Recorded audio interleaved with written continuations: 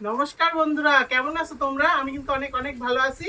তো আজকে আবার চলে আসছি নতুন একটা রেসিপি লইয়া। তো রেসিপি হইবে, আমি আজকে করবো হচ্ছে পাবদা মাছের অনুষ্ঠান বাড়ির মতো পাবদা মাছ করে দেখাবো তোমাকে।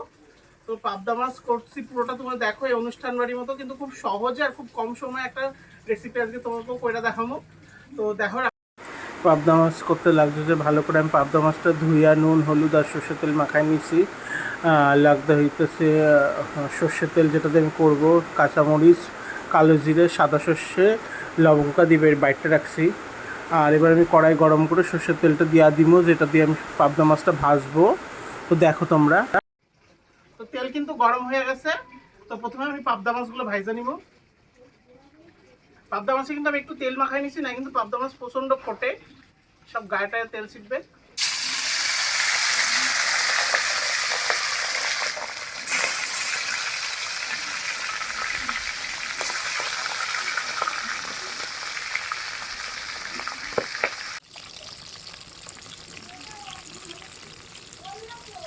মাছটা কিন্তু ভাজা হয়ে গেছে, একটু হালকা ভাজার চেষ্টা করবে। দেখো, পাবদা মাছ কিন্তু খুব নরম হয়, তো একটু আস্তে আস্তে ধরবে।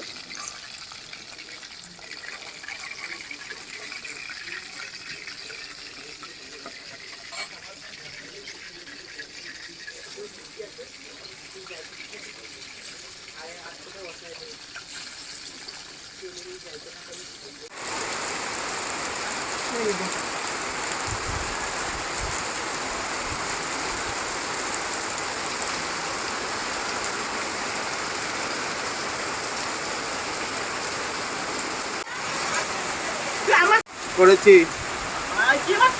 দেখো, এবার ভেবেছিলাম অনুষ্ঠান বাড়ির মতো পাবদা মাছ করবো, আমরা বাংলা ভাষা বেরোচ্ছে না। পুরো বৃষ্টি এসে সারা বাড়ি কাদা উঠে জল ঢুকে কি অবস্থা হলো। এবার বৃষ্টির জল দিয়ে পাবদা মাছ রান্না করতে হবে। মাছগুলোর অবস্থা দেখো, ভেঙে চুরে গেছে। তা ভাবছিলাম ঘরে নিয়ে গিয়ে করি, তবে ভাবলাম না, যখন ভিডিওটা শুরু করেই শেষ তো করতেই হবে। তো বৃষ্টিটা একটু কমেছে, সব কিন্তু জল টল উঠে গেছিলো, মাছগুলো ভেঙে গেছে কড়াইতে জল পড়ে। তো ওই যেভাবে হয় কোনো রকম একটু শেষ করি।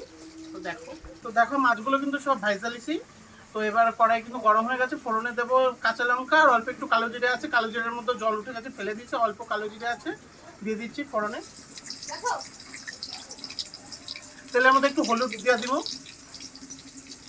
হলুদও জল উঠে গেছে।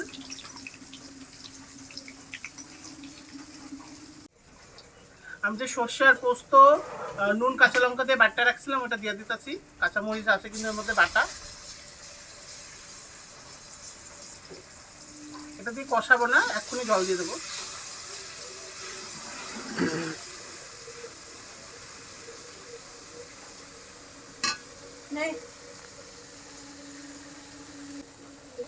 আজকে রান্নার যে অবস্থা হয়েছে, জল পড়ে সারা ঘর একসাথে।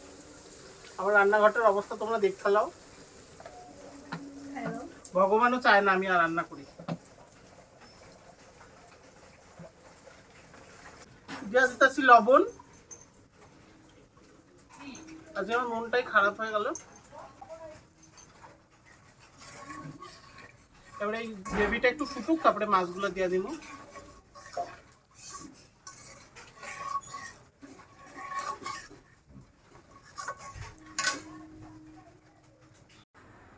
ঝোল কিন্তু ফিটটা গেছে, এর মধ্যে আমি ভাজা মাছগুলো আর দিয়া দিতেছি।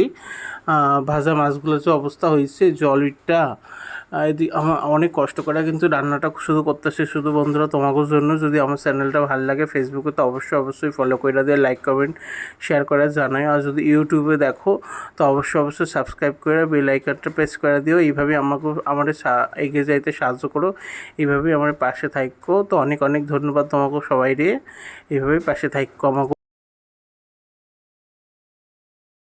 দিয়ে দিচ্ছি দুটো কাঁচামরিচ, ঝোল কিন্তু ফুটটা গেছে। তো এভাবে আমি নামাই নিব কিছুক্ষণ পর, একটু ফুটতে দিই, তারপরে কিছুক্ষণ পর আমি নামাই নেব ঝোলটা। কিন্তু মাছটা হয়ে এসছে, তো আমি নামাই নিব।